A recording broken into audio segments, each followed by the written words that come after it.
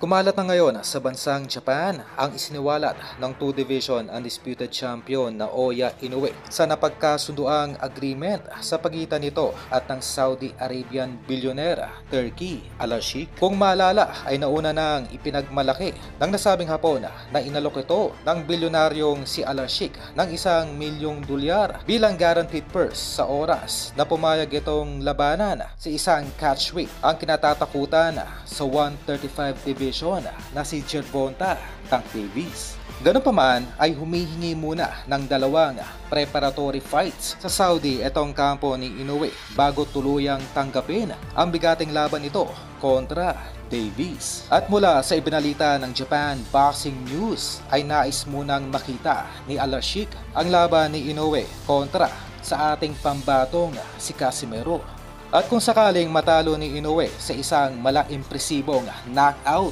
ng ating kababayang si Casimero, ay isusunod naman agad ng nasabing billionaire ang match-up ni Inoue kontra kay Isaac Pitbull Cruz.